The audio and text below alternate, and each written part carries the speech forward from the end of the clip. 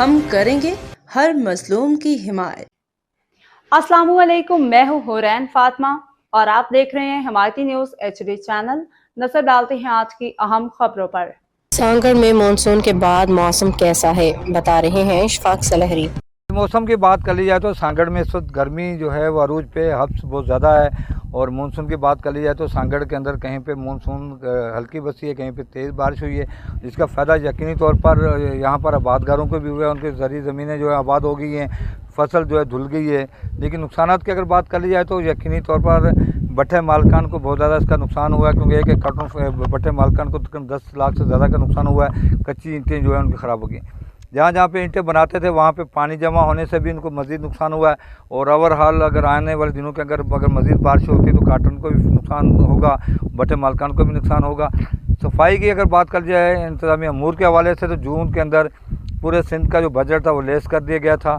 और इस वक्त जो नया जो स्कीम है वो नहीं दी गई है। पुरानी स्कीमों के अंदर 1000 रुपया फी प्रोजेक्ट के हवाले से रिलीज़ होगा, वो 4 किस्तों में, जिसके बिना पर DD पावर रखने वाले अफसरान जो है पूरे ज़िले के अंदर वो नहीं बैठ रहे, और जिसका नुकसान यकीनी तौर पर आवाम को भी हो रहा है।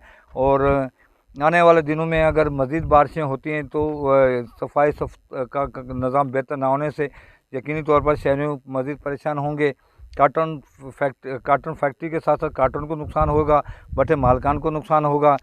और क्योंकि इस वक्त सिर्फ तो म्यूनसिपल कमेटी सांगड़, झोल, खिपरो और संजोरों के अंदर सफाई का निज़ाम बेहतर है, और सिम नालों के और बरसाती नालों की सफाई बेहतर हुई है। ओवरऑल देखा जाए तो यहाँ पर फंड्स ना होने के बिना पर, DD पावर रखने वाले अफसरान दफातर ना बैठने के बिना पर मानसून का जो आने वाले दिनों में अगर मज़ीद बारिश होगी तो यकीनी तौर पर सांगड़ की आवाम मुतासर होगी, कॉटन फैक्ट्री मुतासर होगी, भट्टे के मालकान मुतासर होंगे, आबादगार मुतासर होंगे। जी, बाखबर रहिए हर जगह हर वक्त, जानिए मुल्की और गैर मुल्की हालात व वाक़यात यकीन के साथ।